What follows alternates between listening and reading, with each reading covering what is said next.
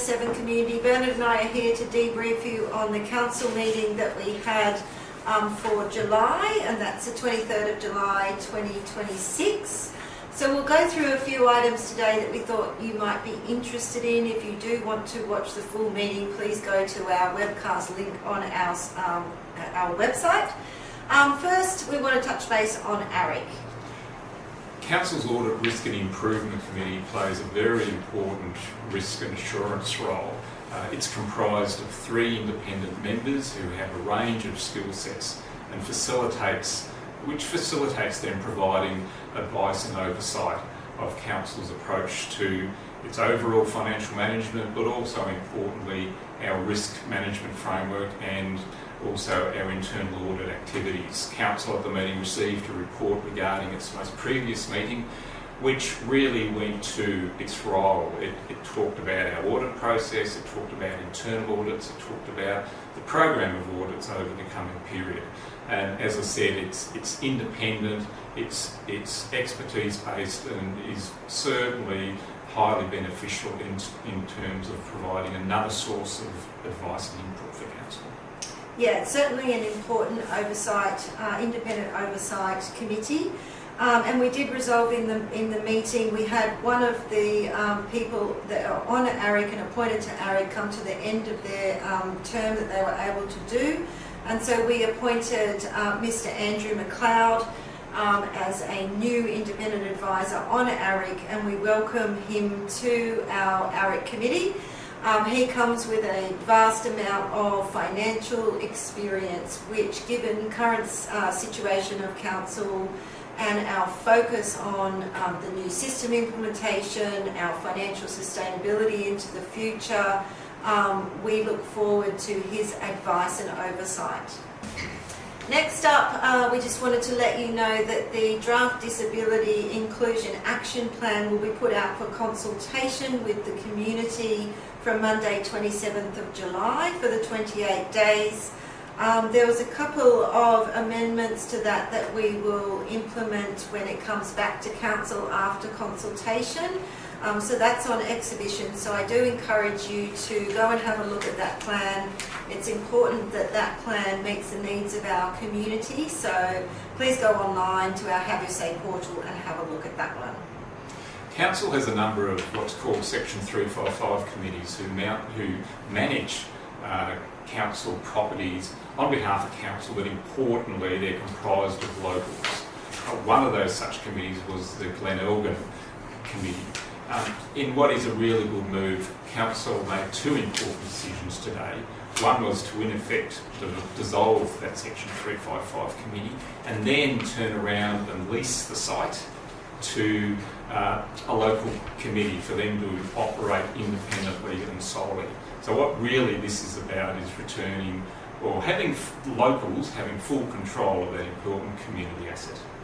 Yes, thank you, and congratulations to the Glen Elgin community members. Their camp draft is great to go to every year, so it's great that they can continue on delivering that event, which was the main barrier to the current governance format that has now been fixed.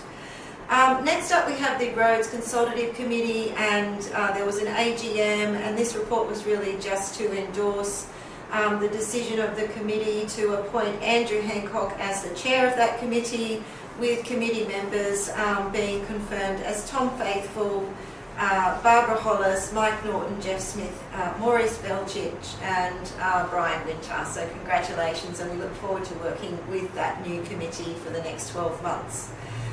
Next up we have the Cash and Investments Report.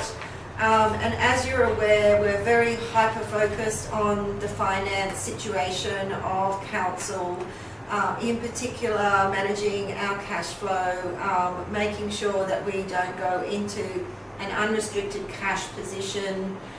We've got the new finance system being rolled out at the moment, which will vastly improve our auditing requirements, but also our day-to-day management of all of the facets of Council, which are very many and broad. And so we received the federal assistance grants 50% in advance. So that's good news. If we are still continuing to advocate for that to be increased to 1% of federal tax revenue. Look, it's certainly a good injection into our finance. It doesn't necessarily benefit our overarching operational performance bottom line, but it's there and it's helping with our cash flow, and it's great to receive that.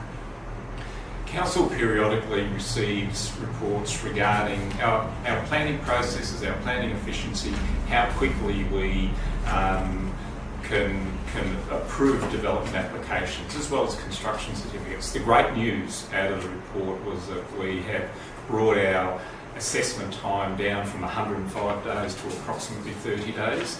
This is well under the state government's expectation.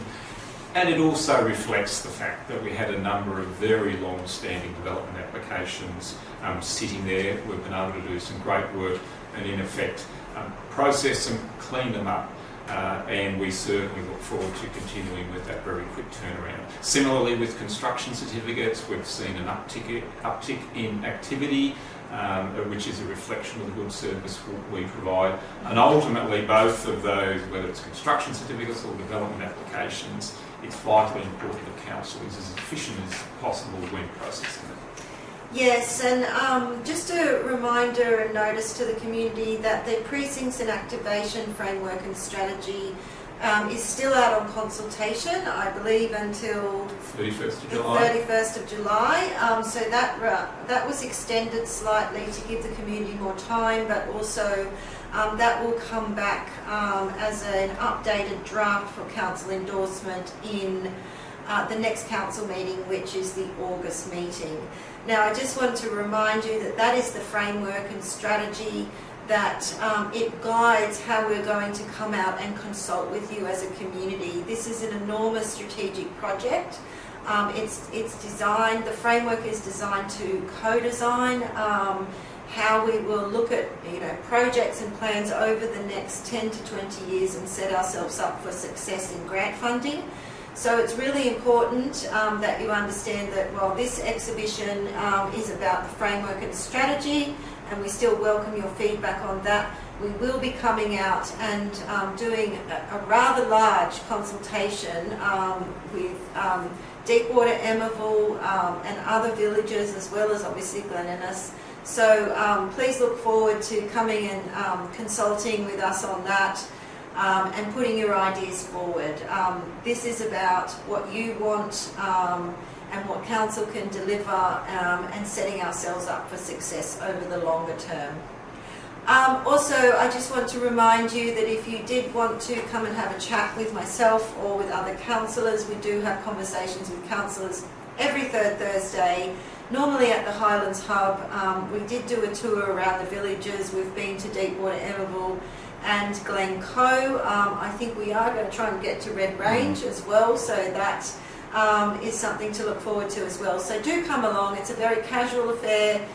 We're there to talk, we're there to discuss ideas, we're there to answer any of your questions, so please do come along to those sessions. Thank you and see you later.